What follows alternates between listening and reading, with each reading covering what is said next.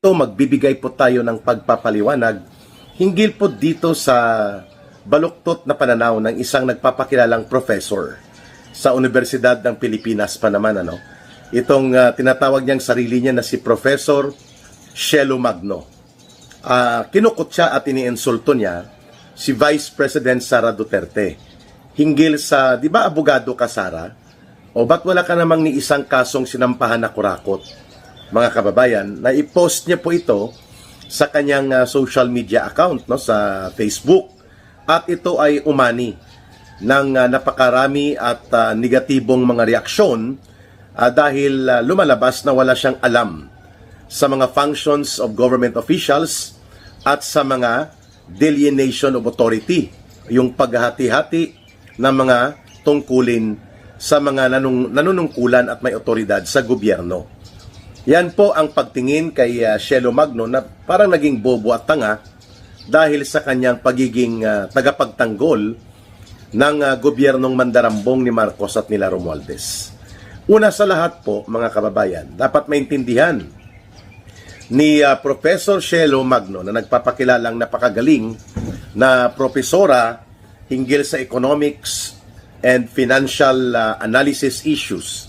Subalit, alam naman natin na ito po ay kumambyo na at naging isa sa mga attack dogs ni Marcos at nila Romualdez, itong si Shelo Magno.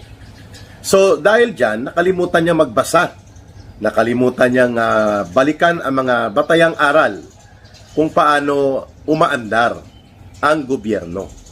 Number one, ang ating gobyerno po ay umiiral bilang isang Republican Constitutional Democracy. Kapareho po sa pattern ng sistema ng panggobyerno sa Amerika o sa Estados Unidos. Mayroon po tayong 3 branches of government na nakalagay sa ating saligang batas, mga kababayan. At yan po ay may separation of powers. We have the executive branch na pinangungunahan ng presidente hanggang sa pinaka mababang antas ng panggobyerno sa mga barangay. Yan pong tinatawag na executive branch. Sila po nagpapatupad ng batas, sila din po ang namumuno doon sa mga ahensya ng gobyerno. Ang pangalawa, legislative branch, ito po yung inaatasan na gumawa ng batas. Kongreso po ito, House of Representatives at yung Senado. Bicameral ang tawag dyan, sapagkat separate po sila, ngunit nagkakaroon sila ng coordination sa mga pagsasagawa ng pagpapasa sa batas. Bicameral dahil lower house o House of Representatives at Senate. Yan po, pero legislative branch. Ang isa, judiciary or judicial branch. Korte Suprema and then ang mga korte sa ibaba nito. So, ang legislative branch para sa pagsasagawa ng tungkulin sa batas. At mayroon din po tayong judiciary na siyang mag-interpret ng batas at kung ano ang tamang pagpapatupad at pag-iral ng batas at gumawa ng mga desisyon hinggil sa mga paglabag sa batas. Yan po ang korte, mula sa Korte Suprema pababa. Judiciary, so executive, judiciary, and legislative.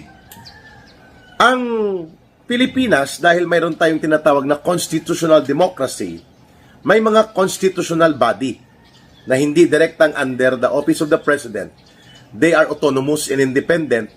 Mayroon silang mandato mula sa saligang batas. Number one, hindi po under the office of the president ang COMELEC, Commission on Elections, that is a constitutional body. Commission on Audit, COA, para magkaroon sana ng independent na pag-review hinggil sa mga paggastos at mga paggamit ng pondo ng gobyerno. Kailangan po yan ay independent. COA, Civil Service Commission, at ganun din po ang Ombudsman. Ayon. So mga constitutional body po ito.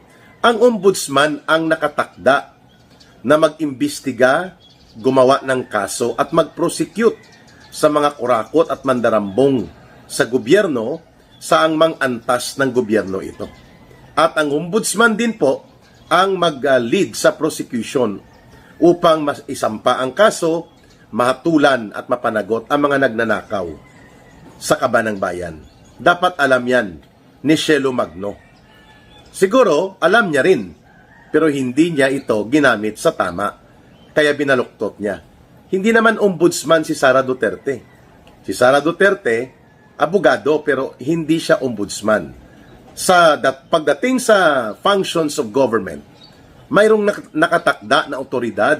May delineation of authority and functions. Pangalawa, kung abogado ka o anuman ang profesyon mo, kapag na-elect ka as president, vice president, sa Congress, sa Senate, hindi ka po pwede na mag-practice ng iyong profesyon na mayroon kang financial interest o anumang mga posisyon o gawain na pwedeng pagmulan ng panibagong income at magkakaroon ng konflikto sa posisyon mo. Nakalagay din po yan sa saligang batas.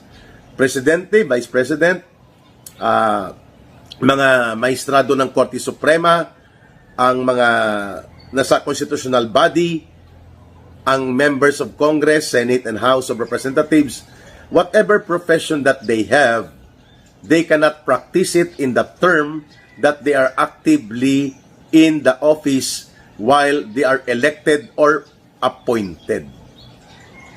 Si Sara Duterte elected Vice President.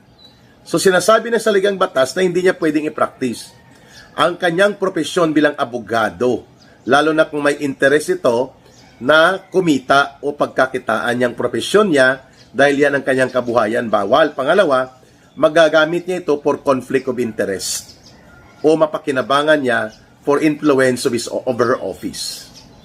Hindi ba alam ni Shelo Magno ito? Yun ang problema eh.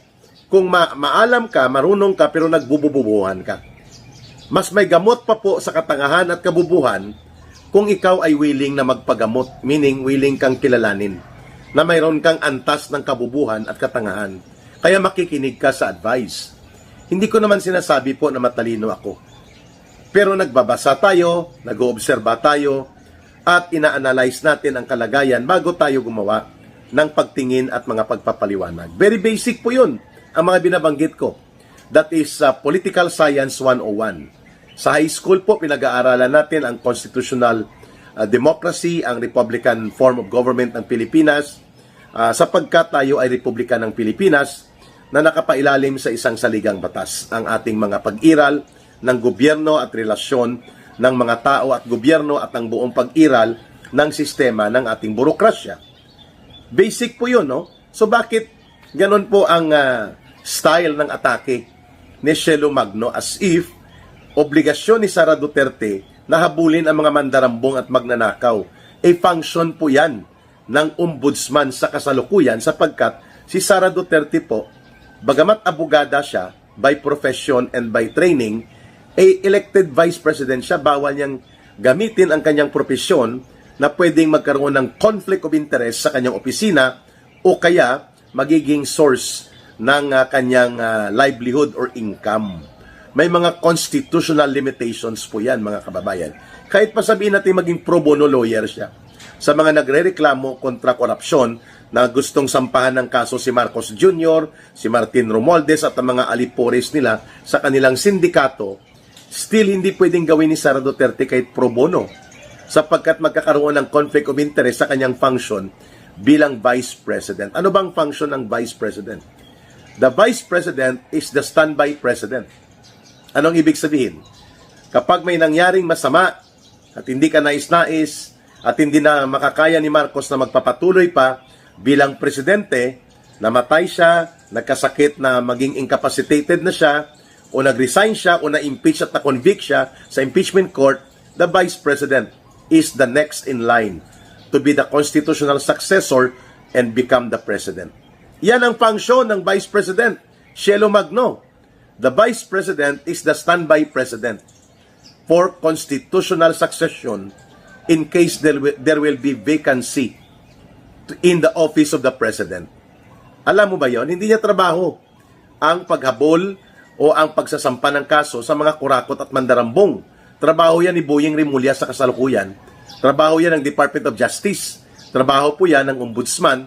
Trabaho po yan ng mga matitinong abogado na wala po sa katungkulan at kapangyarihan dahil ipinagbabawal sa batas ang kalagayan ngayon ng tungkulin ni Vice President Sara Duterte, ayon sa saligang batas, dapat full-time siya na standby president, being the Vice President.